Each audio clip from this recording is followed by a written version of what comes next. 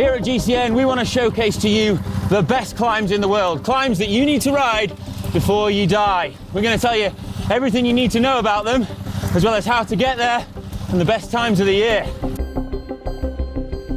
This time we're at Mount Lemmon, which is next to Tucson in Arizona in the great US of A. Whew. And if you enjoy these kinds of vids profiling the best climbs, you know what to do. Like and subscribe to see more. Ah, yeah.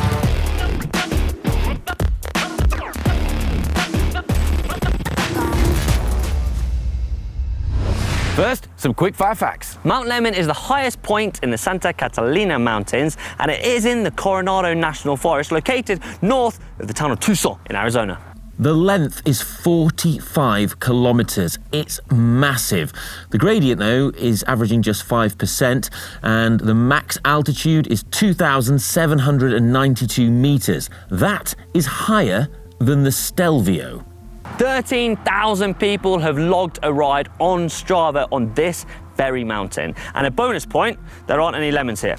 Yeah, it gets the name Lemon from a famous botanist called Sarah Plummer Lemmon, who was doing botany around here back in the day. It's named after her.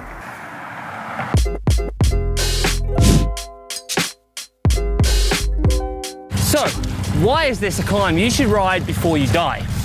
Thanks for asking, Hank. So, I mean, firstly, it's just beautiful.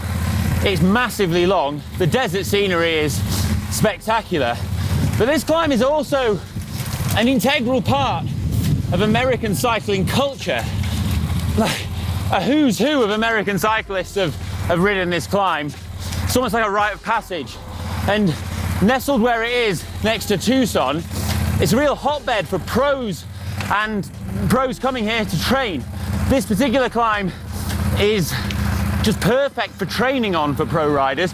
You know, guys like George Hincapie have famously done, you know, their intervals when they've been training for the biggest bike races in the world on this climb. And that's because it lends itself perfectly to that.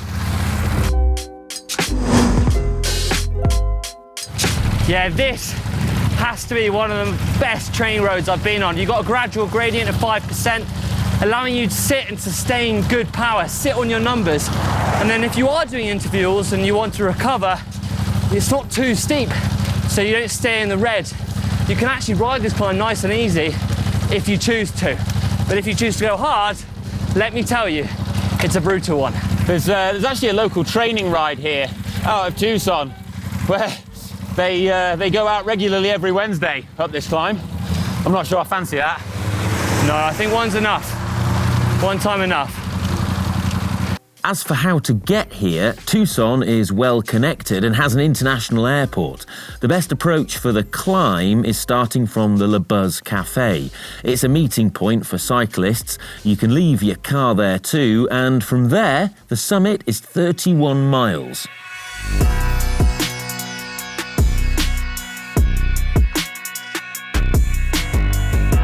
In terms of the fastest times, Lionel Sanders, the triathlete, has got the KOM 1:14, and the QOM is Lauren de Crescenzo with 1:31.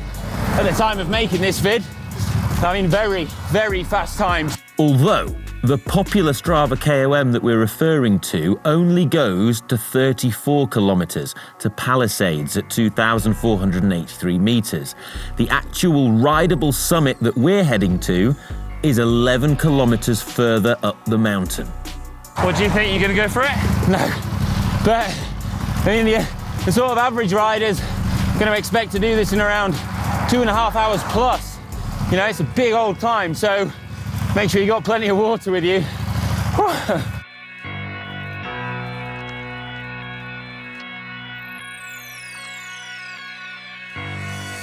That view down there, it's incredible. You can see like Tucson, it's so flat, the contrast with where we are in the rocks and the mountains.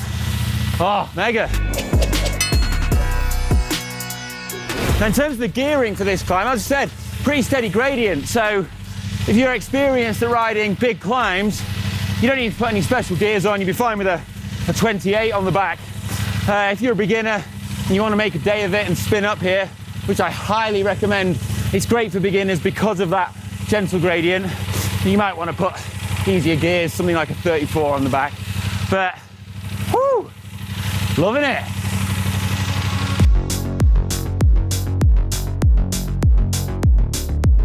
Now, one thing to take into account is that this climb goes way over 2,000 meters, and that is some high altitude.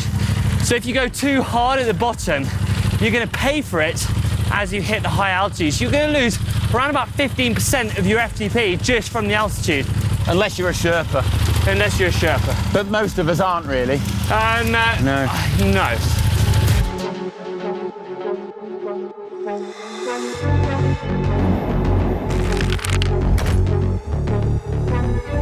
In terms of the best time of the year, well, it's sunny all year round. You're going to get these clear blue skies. It's incredible, like all year. But in the summer months, it can get really hot. So the highest recorded temperatures on the summit are around 32, 33 degrees Celsius in July. So that could be pretty uncomfortable on the lower slopes. Our suggestion is coming in the autumn, the spring and the winter, because right now is November and it's absolutely perfect.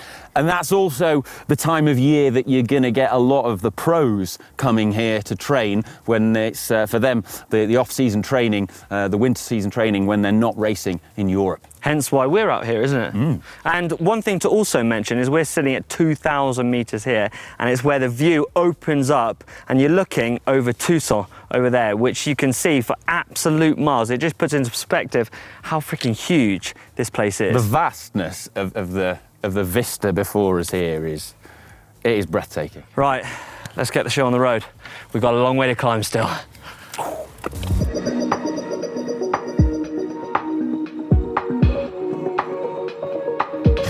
The rocks here are they're incredible. As a non-American, they remind me of Looney Tunes, like Roadrunner and Wile E. Coyote. Is it sandstone? Yeah, I think it is sandstone, yeah. You can see the layers in it as well. It's mad to think that this would have been the bottom of the ocean at some point and now it's up here. Look at that.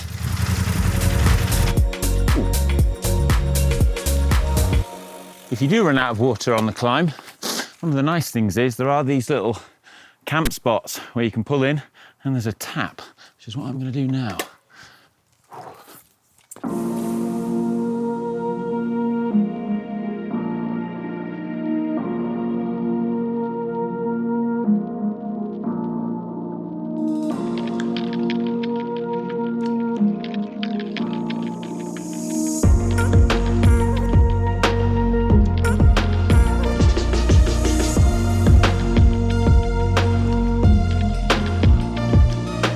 Heading towards Summer Haven, which is just before the summit. There's actually a little bit of descent in the trees. It's lovely.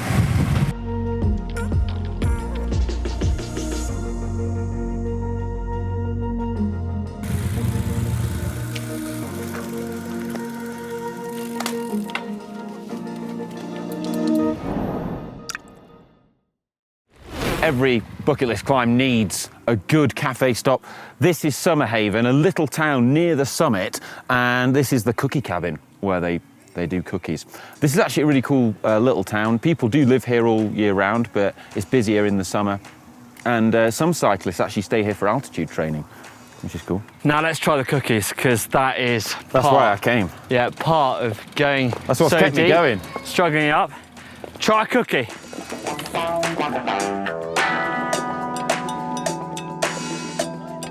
These look incredible. They're warm. How nice is that? They're warm. Yeah, baked on the same day. Yours looks like a cow pat though. I went for the brownie. I'm just normal chopped chip. Oh, that is absolutely insane. It melts in your mouth. That makes it. Oh, you got to do this before you die, just for the cookies. Wow, fantastic. That was outrageous. I've never tasted a cookie quite so good. Oh, good, man. Melted in my mouth. Get it finished. Is this the way? Yeah. You sure? Yeah.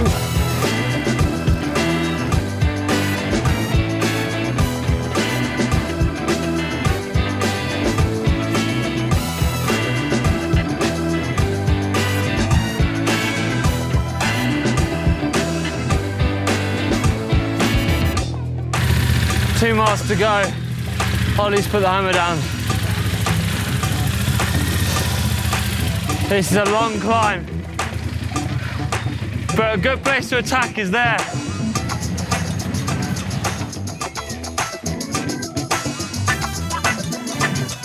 Best piece of advice I can give you, don't eat too many cookies. You might want to save it for the way down, because let me tell you, it gets steep up to the observatory, and you don't want them cookies weighing you down, like they are me. One too many, I think.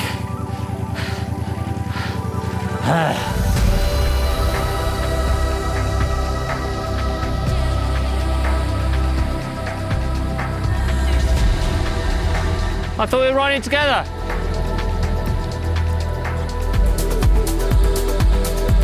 So it's the last push now to the summit. The observatory is just up there, but it does kick up. And the air's thin. There's a sting in the tail. I'm struggling now with this thin air.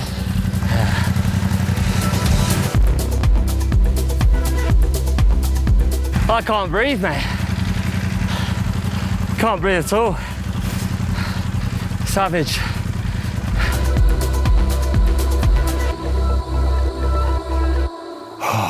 Mate, What? put it there. An epic climb. Mount Lemmon is conquered, and I think you guys should conquer it too. Yeah, it's an absolute behemoth in the middle of the desert. And well, the other mad thing is this is actually, you were saying like America's like southernmost ski resort? Yeah, so there's 1 lift up and 8 runs, but we're in the middle of a desert, so imagine skiing in the middle of a desert. Crazy.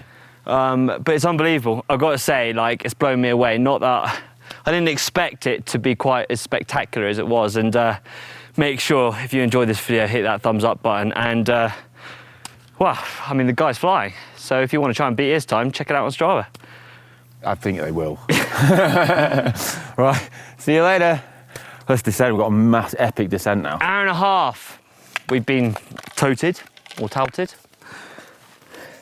Long way down.